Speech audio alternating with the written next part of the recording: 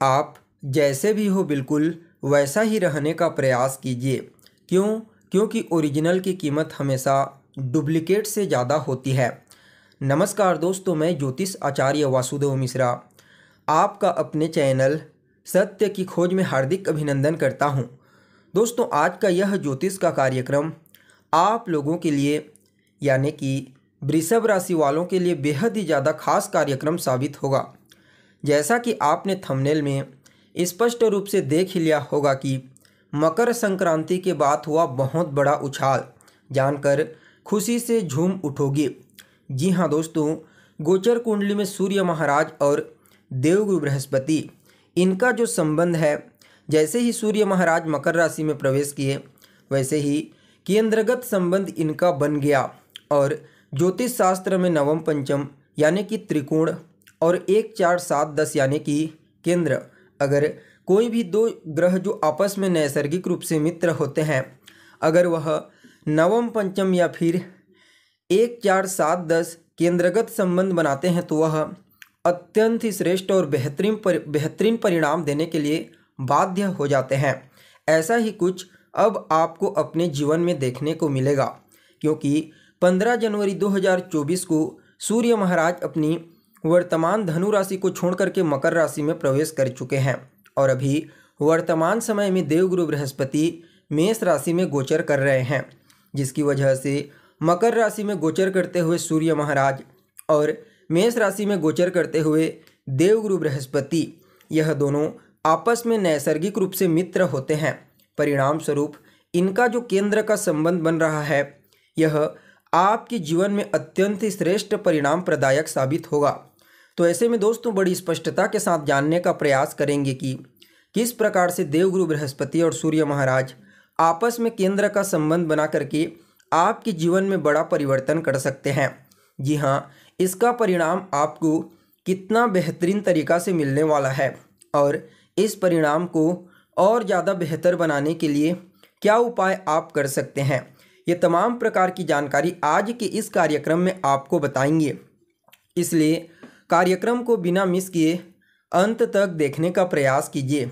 और अगर आप अपनी जन्म कुंडली पर हमसे परामर्श लेना चाहते हैं तो डिस्क्रिप्शन बॉक्स में और वीडियो के अंदर आपको व्हाट्सएप नंबर मिल जाएगा, जहां से आप व्हाट्सएप करके अपनी जन्म कुंडली का विस्तार पूर्वक अध्ययन करवा सकते हैं। वैसे तो सूर्य महाराज हर 30 दिन में अपना राशि परिवर्तन कर लेते हैं, जिसकी वजह से देवगुरु बृहस्पति के साथ इनका केंद्रगत संबंध कम से कम साल भर में 4 बार बन ही जाता है। लेकिन जब मकर राशि में सूर्य देव होते हैं और शनि देव की प्लेसमेंट अच्छी होती है, तो गुरु और सूर्य के बीच का जो केंद्रगत संबंध होता है वह अत्यंत ही श्रेष्ठ और बेहतरीन परिणाम देने वाला साबित होता है, जो अभी आपको अपने जीवन में देखने को मिलेगा। क्योंकि अभी शनि देव भी अपनी खुद की मूल त्रिकोण राशि कुंभ राशि में बलवान अवस्था में गोचर कर रहे हैं। परिणाम स्वरूप सूर्य को यहाँ पर बल की प्राप्ति होगी और सूर्य और बृहस्पति का जो केंद्रगत संबंध बनेगा, यह अत्यंत ही श्रेष्ठ साबित होगा। यहाँ पर बृहस्पति महाराज का भी डिस्पोजिटर ग्रह यानी कि मंगल महाराज, वह इस समय देवगुरु बृहस्पति की मूल त्रिकोण राशि धनु राशि में गोचर कर रहे हैं। परिणाम स्वरूप यह जो केंद्र और त्रिकोण का संबंध बन रहा है अभी गोचर कुंडली में, यह आप सभी वृषभ राशि वालों के लिए अत्यंत ही श्रेष्ठ और सकारात्मक परिवर्तन लाने वाला साबित होगा। तो दोस्तों देखिए, अभी वर्तमान समय में आपकी कुंडली में देवगुरु बृहस्पति आपके 12वें भाव में गोचर कर रहे हैं और इनका डिस्पोजिटर मंगल 8वें भाव में उनकी मूल त्रिकोण राशि में गोचर कर रहा है। वहीं सूर्य देव 9वें स्थान में और शनि देव 10वें स्थान में गोचर कर रहे हैं। अब यहाँ पर समझने का प्रयास कीजिए, देवगुरु बृहस्पति को यहाँ पर मंगल का बल प्राप्त होगा और सूर्य महाराज को शनि का बल प्राप्त होगा। परिणाम स्वरूप यहाँ पर बृहस्पति और सूर्य ये दोनों के दोनों आपको इतना बेहतरीन तरीका से परिणाम प्रदान करेंगे कि कहना ही क्या। सबसे पहले तो इस समय आपको निवेश के मामले में, जी हाँ, अगर आपकी कुंडली में ग्रहों की स्थिति बेहतर है तो समझ जाइए इस समय लॉटरी, सट्टा, शेयर, इन क्षेत्रों में विशेष तौर पर अगर आप निवेश करते हैं तो आपको लाभ की प्राप्ति ज़बरदस्त तरीके से होगी। विदेशी कंपनियों से जुड़कर व्यापार करना चाहते हैं तो समझ जाइए यह समय आपके जीवन में किसी सुनहरे अवसर से कम नहीं होगा। जी हाँ, फॉरेन कंपनियों के साथ मिलकर के कार्य करने का सपना अब जाकर के आपका साकार होने वाला है। कहीं ना कहीं यह समय आपके पुण्यों को भी बढ़ा देगा। जी हाँ, इस समय आपके जीवन में धन का आगमन तो होगा, कोई डाउट नहीं, लेकिन आप कुछ पुण्य के कार्यों में भी पैसा लगाएंगे। जी हाँ, धार्मिक क्रियाकलाप, अनुष्ठान, यज्ञ, पूजा पाठ इत्यादि में भी पैसा निश्चित तौर पर आप इस समय लगाने वाले हैं। देखा जाए तो देवगुरु बृहस्पति इस समयावधि में आपके सभी प्रकार के भौतिक सुखों में वृद्धि करेंगे।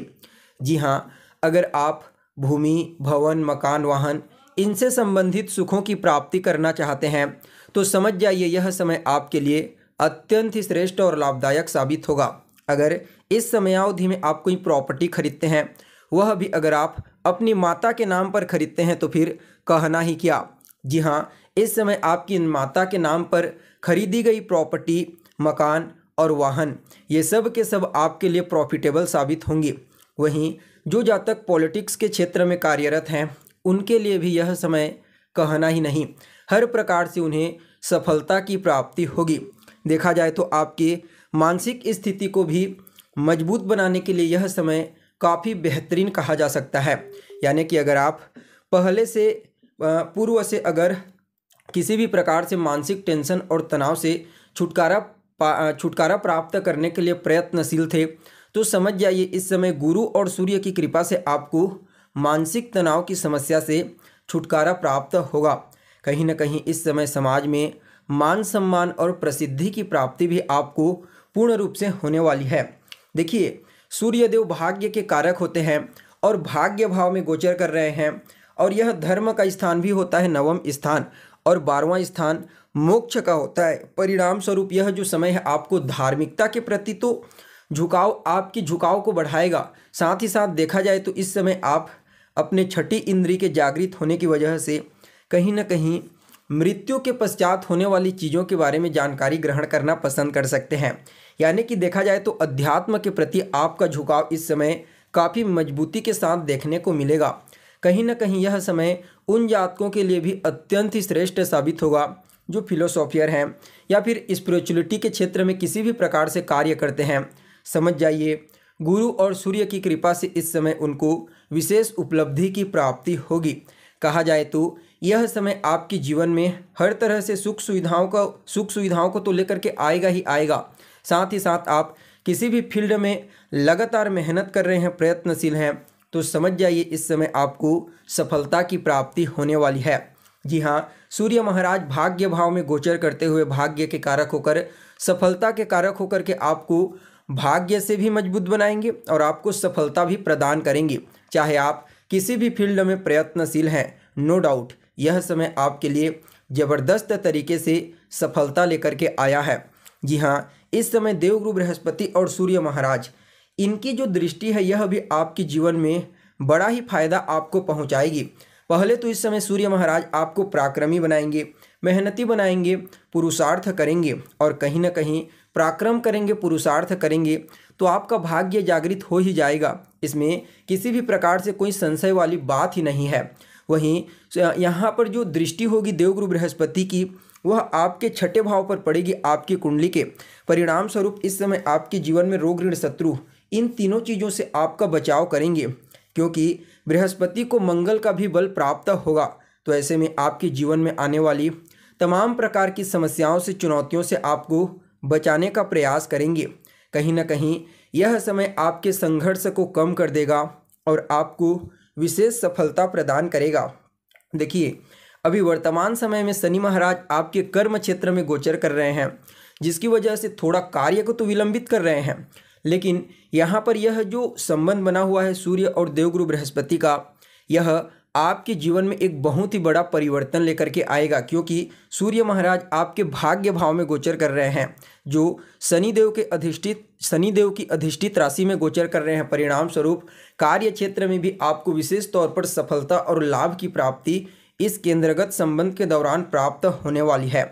यानी कि कुल मिलाकर के देखा जाए तो शनि, मंगल, देवगुरु बृहस्पति और सूर्य, ये चारों के चारों ग्रह मिलकर के इस समय आपके जीवन को बिल्कुल पूरी तरीके से एक सफलता की पटरी पर ला करके खड़ा कर देंगे और आप अपने पुरुषार्थ और मेहनत से निश्चित तौर पर अपने लक्ष्य की ओर अग्रसर होंगे और आपको अपने लक्ष्य को प्राप्त करने से कोई नहीं रोक सकता। यानी कि आपके लिए समय अत्यंत ही श्रेष्ठ साबित होगा। देखा जाए तो सूर्य महाराज के इस जो संबंध बना हुआ है सूर्य और देवगुरु बृहस्पति का केंद्रगत संबंध, यह हर प्रकार से आपको लाभ प्रदान करेगा। इसे और बेहतर बनाने के लिए आप रोजाना केसर का तिलक लगाइए। सूर्य देव को अर्घ्य देने वाले जल में एक लाल रंग का पुष्प डाल करके उन्हें अर्घ्य प्रदान कीजिए। रविवार के दिन मजदूरों की हेल्प करें। शनिवार के दिन उन्हें कुछ नमकीन खाने को दीजिए। गुरुवार और शुक्रवार के दिन गाय को हरा चारा खिलाना है और मंगलवार के दिन हनुमान जी के मंदिर में जाकर के उनका दर्शन करना है, उनकी आराधना करनी है। उनके किसी भी मंत्र को आप हनुमान जी के मंदिर में ही बैठ करके जाप कीजिए। ये छोटे छोटे उपाय करके इस गोचर संबंध को और ज़्यादा अपने लिए श्रेष्ठ बनाइए। तो दोस्तों, कैसी लगी आपको जानकारी, कमेंट करके बताइए। फिर मिलते हैं एक नए और ताज़ा एपिसोड में। तब तक के लिए नमस्कार।